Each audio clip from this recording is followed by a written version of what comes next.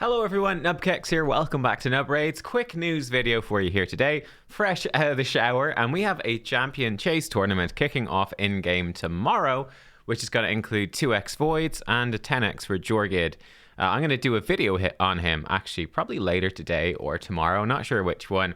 I had it pre-recorded from when I was last week for when I was sick, and then I was actually just kind of feeling rotten one of the days, and I just didn't put up the video. I was like, I don't even want to go on my PC, so I decided instead of putting up the old video, I'll just record a new one, a fresh one, an up-to-date one, and talk about how excited I'd be if I got him during this weekend. But anyway, that's kicking off this weekend, the Summon event.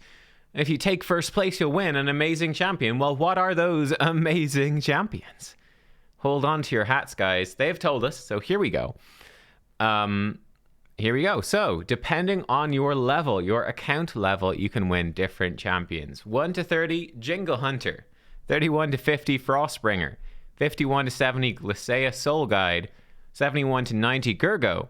And 91 to 100 will be Torment. Also, by the way, there will be a gift in-game on the 24th of December, so make sure to log in and grab that.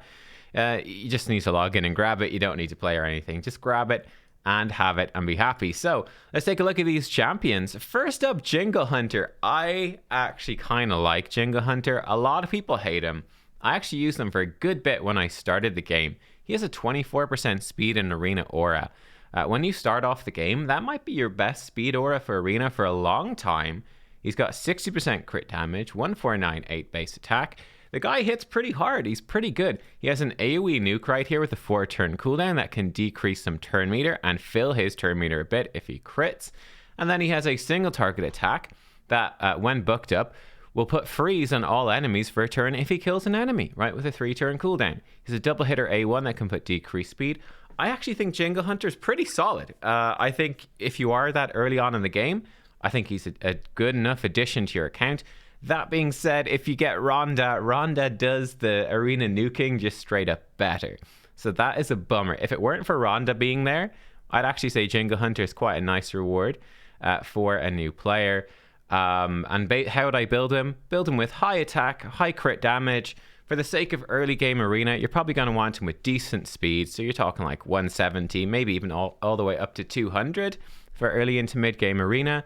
High attack, high crit damage, 100% crit rate. And yeah, that's it. Accuracy is needed to land the freeze, but I don't think it's really, or all of the stuff that he does, all these effects, the turn meter deplete, the decrease speed, the freeze, but it's not worth building accuracy. You'll just manage to place those on a lot of champions early game anyway, because they're not going to have any real resistance. So yeah, that's my thoughts on Jenga Hunter. One thing I should say as well, as I didn't say it yet in this video, bearing in mind, to win one of these champions, you have to come first place in a champion chase tournament for void shards. This is likely to be extremely difficult. Look, it's pay to win, right? It's pay to win. That's what it is. You got to buy shards to win this. Almost definitely. You can fuse up like the fusion champions. Like I've been holding on to mine, so I'm going to use that to grab a few points for free. And I'm going to get some more and fuse them up during this weekend. So I'm going to get some free points, maybe get some free rewards then, just from saving up those fusion things until now, like I've been recommending. But yeah, if you want to go win this one, you're really going to need to get the credit card out, which, yeah, again, is not something I care about. Like, I have seen some whales really, really upset that these rewards aren't good for them. And it's like, I don't really care. I don't really care. We come to the next one is Frostbringer. Well, let's look at Frostbringer. I think Frostbringer is the worst reward, unfortunately. I think she's actually worse than Jenga Hunter. You're going to get her from, 31 to 50. She brings increased speed, increased attack. Actually a pretty good move, that. Then 3 hits at random that can put decreased defense. 2 hits at random with heal reduction. She's very underwhelming. She's going to be like okay, sort of mid-game stuff for Sacred Order, but honestly, this is a champion that is probably not really worth building. And if I was in the bracket for her, I'd be very disappointed. She's got very high base speed. She has good stats. This is a good move, but she's just not bringing all that much that's that useful. A bit helpful for Fire Knight with the multi-hits, right? And the increased speed is nice, but yeah, definitely an underwhelming champion in a faction which is absolutely not short on really good epics to build up for faction wars as well. So that is lacking. Actually, we're going back to Sacred Order because next up, right, was Glycea. So Glycea, this is one that's kind of interesting. Again, not an amazing champion, but I think for the level range where you could get her, I think she's actually quite solid, right? A legendary is a legendary. I guess the hope is that there won't be too many whales going for this stuff because they might not want these champions. So a typical player might have a bit of a better chance. We'll see. But look, she's got the block debuffs on your team with an AoE freeze. She has the AoE weaken that can steal some buffs. It's fairly underwhelming stuff, honestly. One of the cool things is this passive her skills can't be put on cooldown. She'll freeze enemies that try to put ally skills on cooldown or her skills on cooldown. She can deny cooldown increase effects. I don't think anyone really uses her in any serious teams. She looks really awesome though. She is a fun champion, I think. If you got her like earlier in the game, I don't think I would probably... I probably wouldn't book her, but she's going to be useful early mid-game, but fall off. So it's sort of appropriate in the sense of where they put her, I guess. Next up, we have Gergo. Attack-based champion. That's more of a support, really. So he comes in and he removes 2 buffs from all enemies, and then has a chance to freeze. Gives himself an extra turn. He can freeze when he gets hit hard. Basically, he is a buff stripper for Arena. It's his main purpose that also brings in the freeze.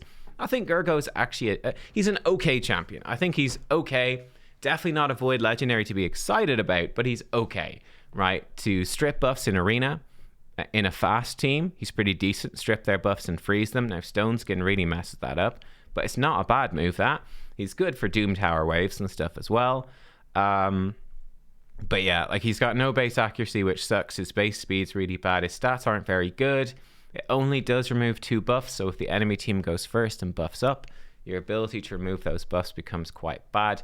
Obviously, Sifi hard counters freeze. Well, not hard counters, but she quite counters freeze. There's a lot of problems with this guy later in the game, but he's a decent champion. Again, I'm not really excited or chasing for him. And then we've got Torment as the final reward. I do have a Torment, and again, I actually really like Torment. I think Torment is a fantastic champion.